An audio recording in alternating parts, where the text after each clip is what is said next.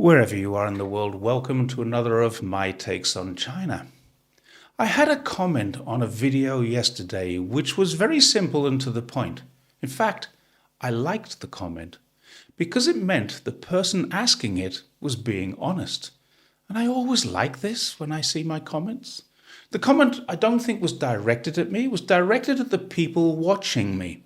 And it was this: do you really think he's honest? I was asked by a journalist here in China, in Zhongshan actually, very recently, why do you stick up for China? And the answer is, I don't really. But I'm absolutely indignant about the lies and how misinformed I was about China before I arrived here. It's a completely different country to the one I expected to stay for a few months in.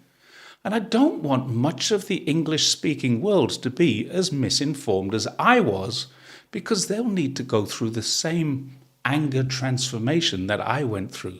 So, am I honest? It really is a great question because it's given me the opportunity to help this person and anyone else who questions me to understand how they can find out. And the answer is very simple. Of course, I think I'm honest, but why should anyone believe me? Here's what you need to do if you're not sure. Try proving me wrong. That's always a good way to discredit anyone. If you take any of the facts that I've mentioned in any of the videos and you're able to prove even one of them is wrong, then you've hurt my credibility. If you can't prove me wrong, it doesn't mean that I'm right. But it's now getting a lot harder to present your point that I'm dishonest if you can't prove me wrong, and then you maintain that I'm dishonest, then you're more likely to hurt your own credibility than mine. It certainly doesn't bother me that you think I'm telling the lie. The more people think it, won't make it become true.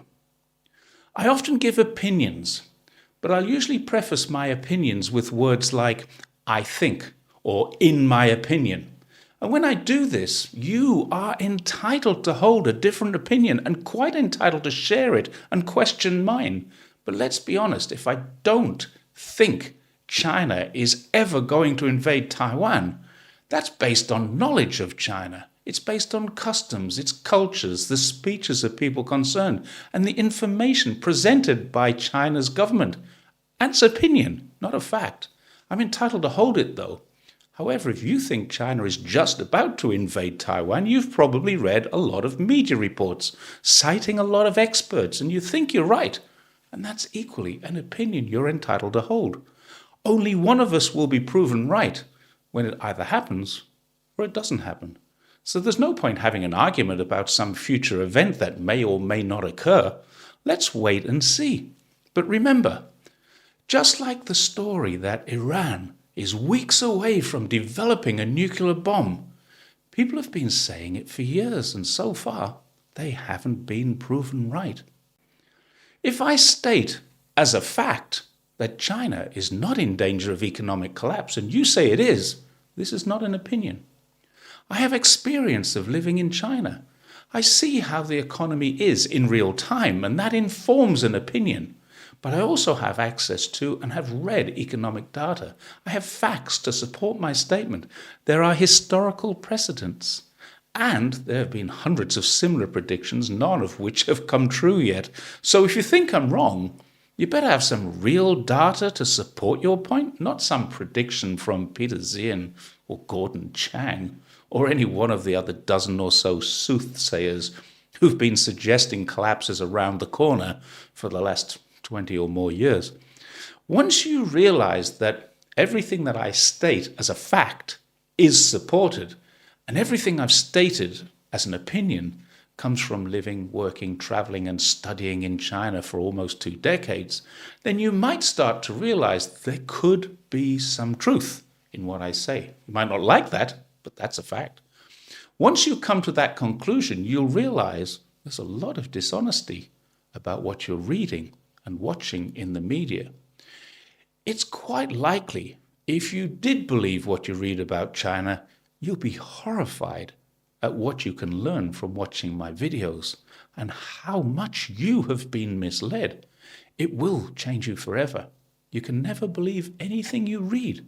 Not about Iran, not about the DPRK, not about Russia. Nothing will add up once you start checking things, but checking with the information they don't show you. For example, the media will tell you the Muslim world is strangely quiet on what's happening in Xinjiang. But then if you read Chinese media, you'll see that about 100 different Islamic leaders have visited Xinjiang over a couple of years. They've gone home to their countries and reported there's no genocide. There's not even an oppression.